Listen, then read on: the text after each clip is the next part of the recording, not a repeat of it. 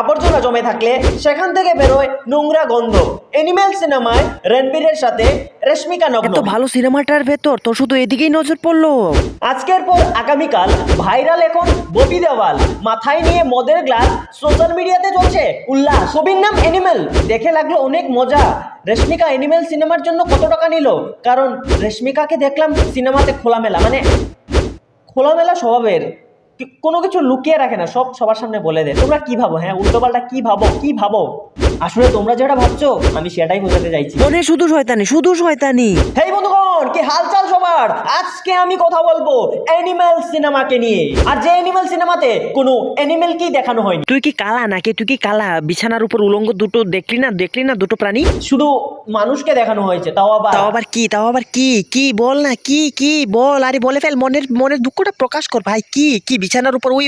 আরে অ্যানিমেল সিনেমার একটা গান আমার মাথায় গেঁথে আছে, একদম গেঁথে আছে, ফুলের মালার মতো গেঁথে আছে। আর গেঁথে থাকবেই না কেন? কারণ এগুলোই তো গেতে থাকবে, আর কি থাকবে? অ্যানিমেল সিনেমাটাতে একটা গান আছে বিশাল মিশ্রার পেহলে ভি মে। আর যে গানের মধ্যে একটা সিনের কথা আমার মনে আছে, মানে কি বলবো, আমি সেটা আমার মাথা থেকে বের করতে পারছি না। এরকম একটা সিন, ভয়ঙ্কর একটা সিন, ভয়ঙ্কর। আর যে সিনের কথা বলছি আশা করি তোমরা বুঝতে পারছো। পাগল পাগল হ্যায় থোড়ে পাগল পাগল হ্যায় দোনো। বেছে বেছে শুধু তোর এই সিনের কথাই মনে আছে?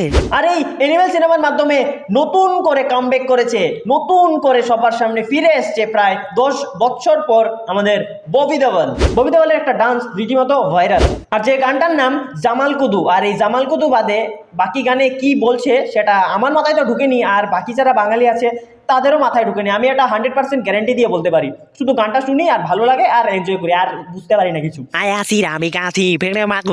আমার মতো কি তুমিও এই জামাল কুতু গানটা বুঝতে পারো না, শুধু এনজয় করো? তাহলে কমেন্ট করে জানাও অ্যানিমেল সিনেমাটা কে কে থিয়েটারে গিয়ে দেখে এসছো, অবশ্যই কমেন্ট করে জানাও। আরেকটা কথা, আমি কিন্তু অ্যানিমেল সিনেমাটা দেখিই নি, শুধু বকবক করছি। হ্যাঁ, আমার কাছে থিয়েটারে গিয়ে দেখার মতো টাকা নেই। তোমরা আমাকে স্টার সেন্ড করতে পারো, সেখান থেকে আমি টাকা উঠিয়ে তারপর যেতে পারি অ্যানিমেল সিনেমাটা দেখতে। তো তোমরা যারা যারা চাও আমি থিয়েটারে গিয়ে এই সিনেমাটা দেখতে পারি, তো তোমরা আমাকে স্টার সেন্ড করতে পারো। প্লিজ তাড়াতাড়ি আমাকে স্টার সেন্ড করো। তো লাস্টলি আমি অ্যানিমেল সিনেমাটাকে নিয়ে কিছু কথা বলতে চাই, যদিও আমি দেখি। তারপরেও এই অ্যানিমেল সিনেমাকে নিয়ে সোশ্যাল মিডিয়াতে যে হাইপ ক্রিয়েট হয়ে রয়েছে সেটা দেখেই বোঝা যায় যে অ্যানিমেল সিনেমাটা কিরকম হয়েছে।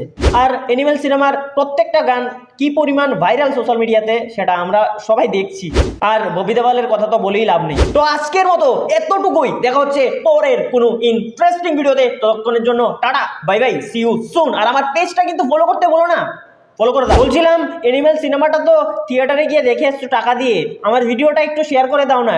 এখানে তো টাকা লাগে না, ফ্রি করে দাও, একটু শেয়ার করে দাও প্লিজ, করে দাও ভাই।